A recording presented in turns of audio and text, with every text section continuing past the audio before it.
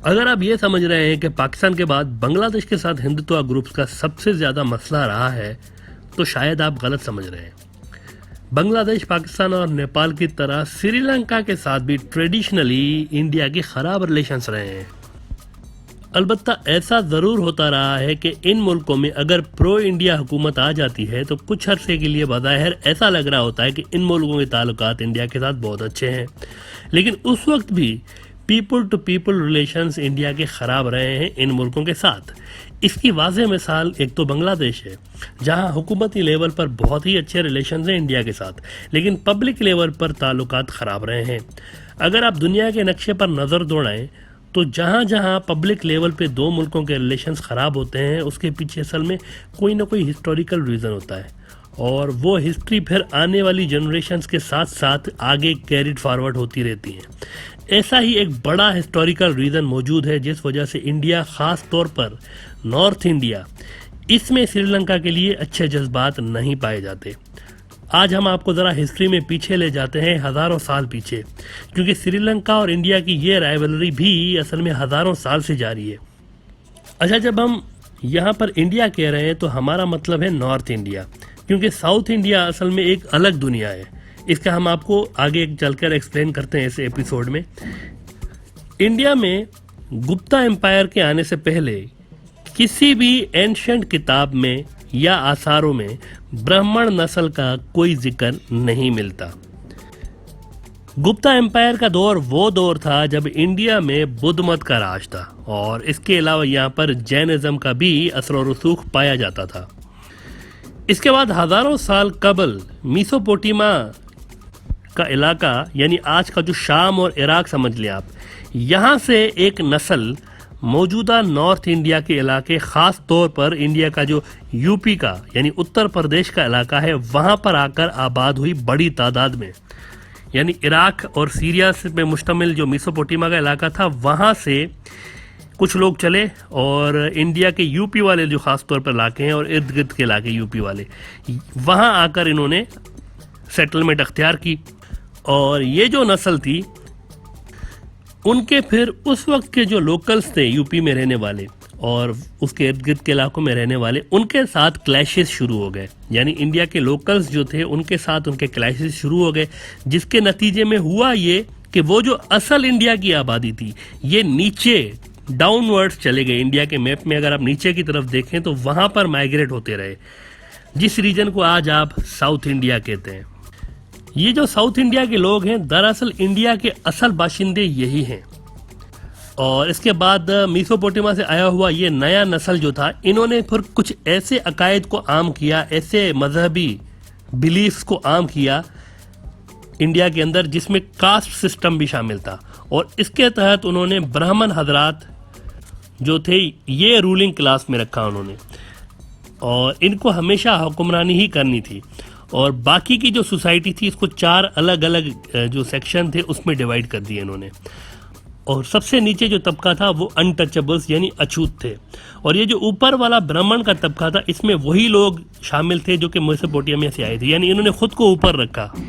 और इसका historical proof हम आपको देते हैं कि हिंदू मत की तकरीबन सारी मजहबी मकामात जो हैं, ये आपको नॉर्थ इंडिया, ख़ास तौर पर यूपी और उसके इर्द गिर्द के इलाकों में मिलेंगे। यानी वही इलाका जहाँ पर मेसोपोटामिया से आया हुआ ये नया नस्ल सेटल हुआ था, और उन्होंने ही ये नज़रिया फैलाया था कास्ट सिस्टम वाला। तो हिंदू मत के सारे जो बड़े देवता हैं वो भी आपको नॉर्थ इंडिया में नज़र आएंगे, यानी उनका जन्म वहीं पे नज़र आएगा आपको हिंदुत्व के फ़लसफ़े के मुताबिक। और इन्हीं देवताओं में से एक राम जी भी थे, वही राम जी जिनका अभी मंदिर भी बीजेपी की जानिब से बनाया जा रहा है, और इनकी शादी फिर अपनी बहन सीता से हुई थी। अच्छा, अगर आप इस बात से हैरान हो रहे हैं कि सीता जी तो राम जी की बीवी थी, तो हम बहन क्यों कह रहे हैं उन्हें, तो जनाब हैरान होने की बात नहीं है। हकीकत कुछ ऐसी ही है। देखिए, हिंदू मत में रामायण के कई वर्जन्स हैं अलग अलग, और उनमें जो वाल्मीकि रामायण है, इसमें सीता को राम जी की बीवी ज़रूर बताया गया है, लेकिन तुलसीदास के रामायण में सीता जी को राम की बीवी नहीं बल्कि उनकी बहन बताया गया है। रेफरेंस तुलसीदास के रामायण। यानी वो उनकी बहन भी थी और बीवी भी थी, रामायण के अलग अलग वर्जन्स के हिसाब से। और इस बात का इजहार 2007 में तमिलनाडु के तब के चीफ मिनिस्टर एम करुणानिधि साहब ने भी किया था। बहरहाल इसके बाद श्रीलंका के तब के किंग रावण, जिनको आज भी श्रीलंका और साउथ इंडिया में पूजा जाता है अवतार मान के, यानी आप इमेजिन करें कि नॉर्थ इंडिया और साउथ इंडिया इतने डिफरेंट हैं कि आज भी नॉर्थ इंडिया में राम की पूजा होती है और साउथ इंडिया में रावण की पूजा होती है। अलबत्ता ये बात ज़रूर है कि जो साउथ इंडिया में नॉर्थ इंडिया के ब्राह्मण हजरात बाद में आकर सेटल हुए थे वो राम जी की पूजा करते हैं वहाँ पर। अलबत्ता जो वहाँ की इंडिजीनियस आबादी है वो रावण को भगवान मानते हैं और नॉर्थ में काऊ की पूजा की जाती है, जबकि साउथ में उसका बीफ शौक से खाया जाता है। तो यूँ समझें कि इंडिया के ये दो हिस्से हैं, एक ज़मीन है तो दूसरा आसमान है, इतना ज़्यादा फ़र्क है। बहरहाल तारीख बताती है कि रावण साहब गुजर रहे थे तो उनकी नज़र सीता जी पर पड़ी और वो उनको अपने साथ ले गए उठा के। और राम जी जो कि विष्णु के अवतार थे हिंदू मत के मुताबिक, उन्होंने बंदरों की फौज से मदद तलब की, जिनका चीफ जो था वो हनुमान साहब थे। और उन्होंने कसम खाई कि रावण और उनकी सल्तनत यानी श्रीलंका को तबाह कर देंगे। ये जो टर्म इस्तेमाल होती है कि रावण की लंका ढा दी गई है, तो वो असल में लंका यही श्रीलंका है जिसकी तरफ इशारा होता है। तो रावण जो था उनका यही साउथ इंडिया वाला नस्ल था, जो कि इंडिया के असल बाशिंदे थे, इंडिजीनियस जो लोग थे इंडिया के ये थे।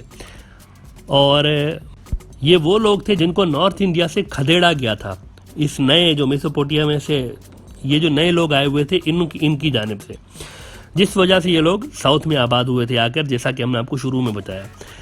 तो वो जो एक नेचुरल गुस्सा है कि हमारे देवता को इससे श्रीलंका की ज़मीन से तकलीफ पहुंची, यहाँ से उनकी बहन को अगवा कर लिया गया, ये गुस्सा रामायण की कहानियों में और उस कल्चर के ज़रिए बचपन से ही जहन में बिठाया जाता है और नस्ल दर नस्ल ये चीज़ें फिर चलती भी आ रही हैं आज तक।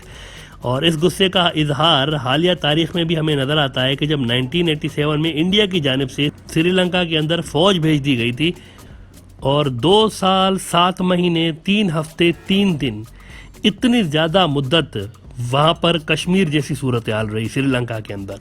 और इसके बाद भी श्रीलंका को एक अमीर हिंदू फैमिली जिसके पास कई टेम्पल्स थे श्रीलंका के शहर वालुतिथराई में, और उसके ही एक बंदे जिसके लिए माना जाता है कि वो भी ब्राह्मण था और उनका नाम था प्रभाकरन, उनके ज़रिए LTTE नाम की एक तंजीम बनाई जाती है श्रीलंका के अंदर। और उसका मकसद ये था कि श्रीलंका को कई टुकड़ों में तकसीम कर दिया जाए, ख़ास तौर पर 2 टुकड़ों में तो होना ही चाहिए कि एक टुकड़ा जो था वो तमिल लोगों के पे मुश्तमिल हो और दूसरा वहाँ के जो सुनहाली नस्ल के लोग हैं उनके लिए।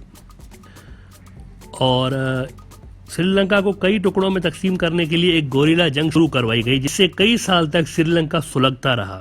वही वचन जो राम जी ने लिया था कि मैं रावण की लंका को तबाह कर दूंगा, उसी की पैरवी हमें आज तक नजर आती है ब्राह्मण मेंटालिटी की जानिब से। और ये ब्राह्मण सुप्रीमेसी आज तक जारी है इंडिया के अंदर। और आज तक इंडिया के 50% से ज़्यादा जो सुप्रीम कोर्ट के चीफ जस्टिस रहे हैं 1947 से लेकर 50% से ज़्यादा ये ब्राह्मण रहे हैं। गांधी फैमिली हो या फिर RSS के chief Mohan Bhagwat, Indian army chief general Naravane हो या इंडियन NSA अजीत डोवल, ये सारे ब्राह्मण हैं। और इंडिया की जो टॉप की बिजनेस कम्युनिटी है वो भी अक्सरियत उनमें ब्राह्मण हजरात की है। इसके अलावा इंडियन मीडिया में भी अक्सरियत ब्राह्मण हजरात की ही है। मीडिया पर भी ब्राह्मण लोगों का कब्जा है, जिसमें एक मारूफ नाम अर्नाब गोस्वामी बाबू का भी आता है। तो ये जो श्रीलंका और इंडिया के अंदर राइवलरी पब्लिक लेवल पे भी नज़र आती है और बाज़ औक़ात सरकारी सतह पर भी नज़र आती है, इसके पीछे ये हज़ारों साल का इतिहास भी एक फैक्टर है जो कि बीच में आड़े आ रहा होता है। और इसके अलावा आज के दौर की जो जियो पॉलिटिकल कॉम्प्लिकेशंस हैं, जिसमें चीन का फैक्टर आ रहा होता है और पाकिस्तान का फैक्टर आ रहा होता है, ये भी एक अहम वजूहात में शामिल हैं जिस वजह से श्रीलंका की इंडिया के साथ बेहतर रिलेशंस नहीं हैं।